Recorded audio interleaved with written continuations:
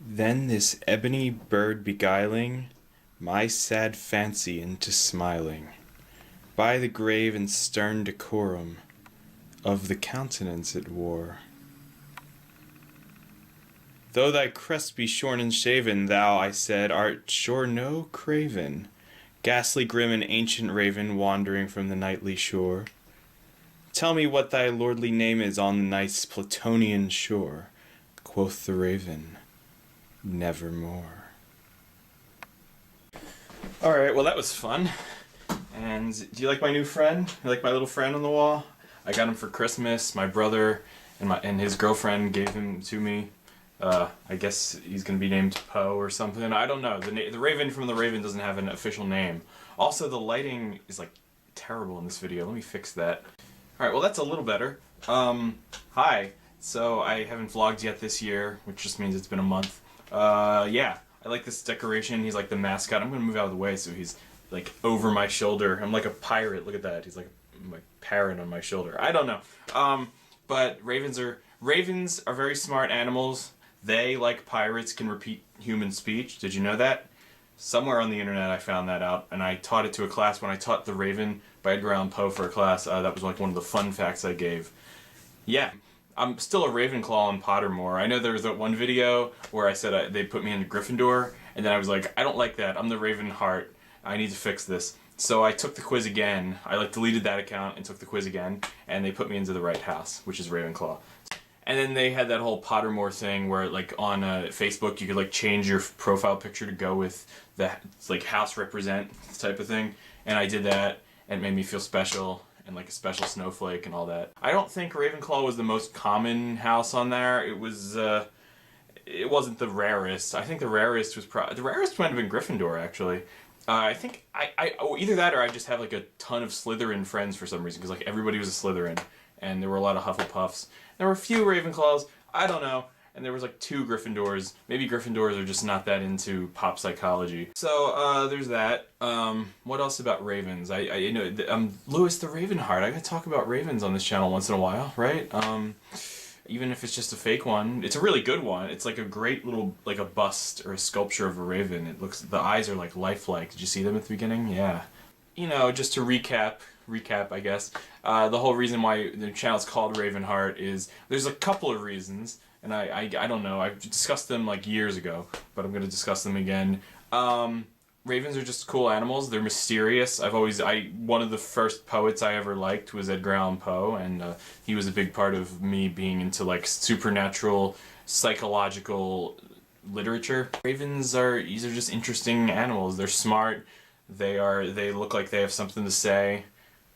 They look melancholy because they're dark and brooding looking, but ravens are actually not like that. They're actually like jolly and happy and optimistic about life and ready for adventure. Kind of like me. Brooding on the outside, epic on the inside. I don't know. There's also the fact that band Xandria has that song Ravenheart, which not the most optimistic song when it comes down to it. I'll look up the lyrics. Let me look up the lyrics. Come to me, Ravenheart, messenger of evil. You shadow of forgotten dreams. You come to take away my hope on your black wings. Ugh, that's yeah. I mean, that's a song that I've listened to when I've been down in the dumps, but it's not exactly the most hopeful message. So that's not like how I like to live my life or anything. I think ravens shouldn't have that reputation about like, oh, you see one and it's like a black cat crossing your path. Black cats should not have that reputation either. Black cats are adorable, and so are ravens, and they're all God's creatures, and they deserve hope, just like all of us. I do like Xandria. They're a fun symphonic metal band, you know, but I think in terms of what a raven heart actually is, like what's in the heart of someone who's raven-hearted, that's not what I believe it should be. What I believe Ravenheart, what it means to me is, well, being like a storyteller, someone who's looking under the surface of like a dark, foreboding, unapproachable sometimes exterior. I don't know if I've been approached. I used to be more unapproachable than I might be now. Over the years I've crafted myself into a more approachable human being. But I used to think of myself as unapproachable, And deep down, I always just wanted to tell my stories and listen to other people's stories, and ravens do have a reputation for having deep stories, having seen much, good memories for birds. Yeah, so if ravens could talk, I wonder what they would say. If they could actually talk, not just repeat human speech, but like if they could, think up words in their head and actually like articulate them. I wonder what they seem to be the birds that just would have the most to say. Maybe like Big Bird from Sesame Street should have been a raven instead of a canary like he is. I think he's a canary. He's a yellow bird. He doesn't look like a raven. But I wonder, yeah. Yeah. And now I'm just thinking back to like 3-4 years ago. Was that 4 years ago? Whoa, wait. I think it was like 5 years ago almost. It was like 4.5 years ago when the Ravens played in the Super Bowl, the Baltimore Ravens. And I forget whether they won. Did they win? Let me look it up. Okay, so that was the Super Bowl in 2013.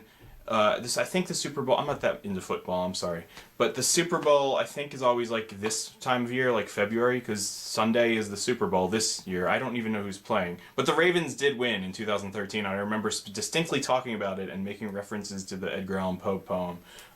And that was years ago. Oh, remember those days? Good times. But the Ravens won, and that is relevant because, I don't know. Because the Super Bowl is coming up this Sunday, and the people playing are...